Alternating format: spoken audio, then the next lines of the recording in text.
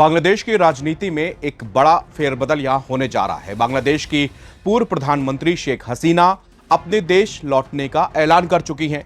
Reuters की report के मुताबिक देश लौटने के बाद अपने सहयोगियों के साथ मिलकर शेख हसीना कोर्ट के सामने सरेंडर कर सकती हैं।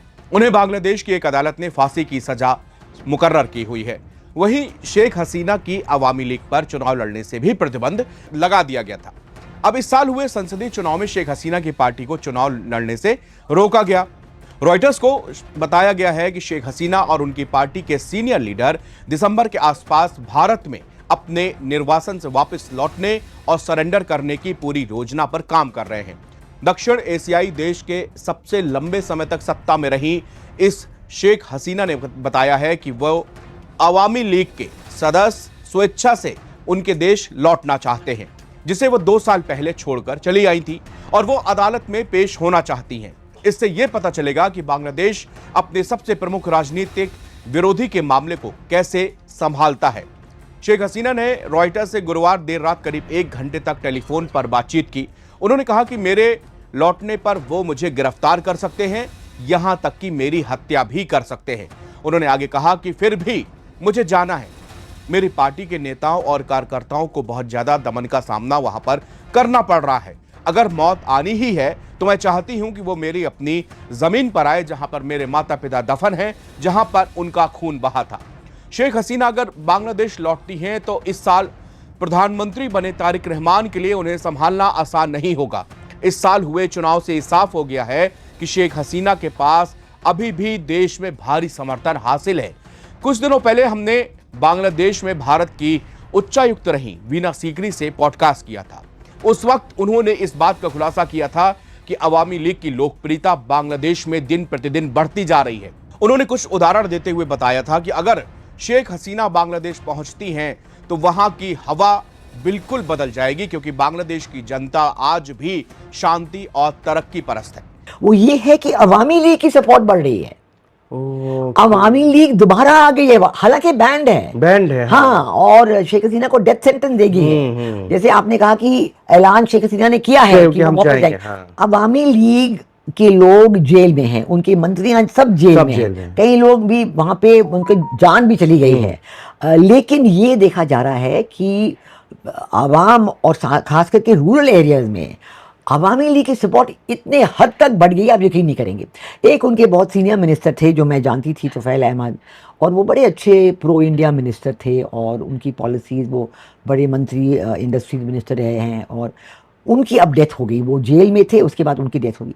आप यकीन नहीं करेंगे कि उनके जनाजे में कितने लोग आए, लाखों की तादाद में। और मैं बताती हूँ कि देखा जाएगा कि आज के दिन में अवामी लीग और जमात इस्लामी, ये दोनों फोर्सेस हैं बांग्लादेश में। बीएनपी बहुत ही कमजोर और बिल्कुल मैं समझती हूँ नॉन एग्जिस्टेंट फोर्स हो गई है। तो मैम ये जाएंगी, फिर लग रहा है कि लगता है तो जरूर आएंगे। क्या होगा तब देखने वाली बात है। एक तरफ से है, हम सब जानते हैं बेनजीर भुट्टो के साथ क्या हुआ जब वो उन्होंने कोशिश की वापस जाने की। जब से बांग्लादेश में शेख हसीना की सरकार का तख्ता पलट किया गया है, इसके बाद वहां के आम इंसान की जिंदगी दुश्वार हुई है। इकोनॉमी पूरी तरह चरमराती जा रही है। पाकिस्तान का दखल लगातार बांग्लादेश के अंदर बढ़ता जा रहा है। पूर्व उच्चायुक्त वीना सीकरी ने यह भी कहा था कि बांग्लादेश के अंदर रेडिकल इस्लाम बहुत तेजी से उभरा है और इसके कारण वहां के आम लोग, जो कि बांग्लादेश के नेटिव पर्सन हैं, जो वहां की सांस्कृतिक विरासत के लोग माने जाते हैं, वो लोग काफी परेशान हैं और वो चाहते हैं कि अवामी लीग वापस शेख हसीना इस देश में आए और फिर से उसी तरह शांति के साथ में ये देश तरक्की करे। तारिक रहमान करीब 2 सालों के अंतरिम सरकार के बाद देश में स्थिरता लाने की लगातार कोशिश में जुटे हुए हैं, लेकिन शेख हसीना के लौटने से उनके समर्थकों में फिर से जोश आएगा और वो एक बार फिर से देश की राजनीति पर हावी हो सकती हैं। शेख हसीना को गिरफ्तार करना भी उनके लिए आसान नहीं होगा।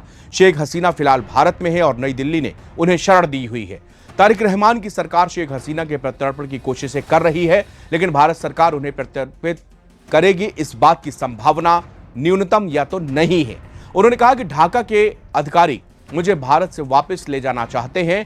वो लगातार भारत सरकार को चिट्ठियां लिख रहे हैं जिसमें वो मेरे प्रत्यर्पण की मांग कर रहे हैं। यह पहली बार है जब उन्होंने अपनी वापसी के लिए कोई समय सीमा बताई है और कहा है कि वो खुद ही आत्मसमर्पण करने की योजना बना रही हैं या फिर अवामी लीग के अन्य निर्वासित नेता ऐसा करेंगे। इसमें पूर्व गृह मंत्री असदुज्जमा खान कमाल भी शामिल हैं, जिन्हें मौत की सजा का सामना करना पड़ रहा है। यूएन की एक रिपोर्ट के मुताबिक जुलाई अगस्त 2024 में ढाका में हुए प्रदर्शन में करीब 1400 लोग मारे गए थे। शेख हसीना ने रॉयटर्स से कहा कि हमारे लगभग सभी नेताओं और कार्यकर्ताओं के खिलाफ केस दर्ज कर दिए गए हैं और उनमें से कई छिपे हुए हैं। इसलिए मैंने कहा है कि इस बार मैं घर लौट रही हूं और एक दिन आप सभी को आना चाहिए। हम सब मिलकर कोर्ट को सरेंडर करेंगे। हालांकि उन्होंने अपनी वापसी की तारीख बताने से इनकार कर दिया कि वो ठीक कब सरेंडर करेंगी या किस कोर्ट में सरेंडर करेंगी।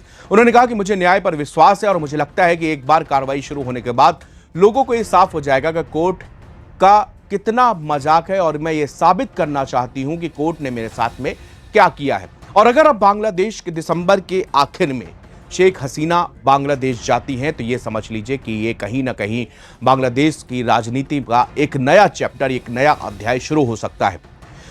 शेख तारिक रहमान जब से प्रधानमंत्री यहां पर बने हैं, इसके बाद से एक भारत के साथ में लगातार टकराव वाली स्थिति पैदा हो रही है। मोहम्मद यूनुस की जिस समय सरकार के प्रमुख सलाहकार बने तख्ता पलट के ठीक बाद, उसके बाद से भारत के साथ में रिश्ते बिल्कुल धरातल में चले गए, या यूं कहें कि दोनों के भारत और बांग्लादेश के रिश्तों में बिल्कुल तनाव आ गया और किसी भी तरह की बातचीत भी बंद हो गई। लेकिन मोहम्मद यूनुस की सरकार के जाने के बाद जब तारिक रहमान यानी कि बीएनपी की सरकार वहां पर आई, तब एक उम्मीद जरूर जगी थी और भारत ने ऐसी अपनी कोशिश की थी, एक हाथ भी बढ़ाया था कि शायद बांग्लादेश दोस्ती के रास्ते लौट आए। लेकिन ऐसा नहीं हुआ। हाल फिलहाल तारिक रहमान चीन और मलेशिया की यात्रा से दौरा करके वापस आए हैं। वापस आने के दौरान उन्होंने जिस तरह से भारत के खिलाफ आग उगली है बिना नाम लिए, और उसके भारत की सिक्योरिटी को नजरअंदाज करते हुए चाइना को अहम वो तीस्ता, चाहे जल समझौता हो चाहे वो मंगोला पोर्ट हो, दोनों को लेकर जो उन्होंने चीन के साथ में किया है, ये किसी से छिपा नहीं। इससे भारत के साथ भी अब तारिक रहमान के रिश्ते उतने सुगम नहीं हैं। और ऐसे वक्त पर शेख हसीना जब अगर लौटती हैं बांग्लादेश, तो ये समझ लीजिए बहुत बड़ा यहाँ पर एक बदलाव देखने को मिल सकता है। और इसके पीछे ये भी कहा जा रहा है कि तारिक रहमान जब चीन गए थे तो इसके पीछे पूरा का पूरा एक CIA का एक प्रोपेगेंडा था, जिसके तहत उनको चीन गए और वहाँ पर चीन में जाकर कुछ ऐसे समझौते किए जो कि भारत की सुरक्षा के लिए एक बड़ी चेतावनी थी।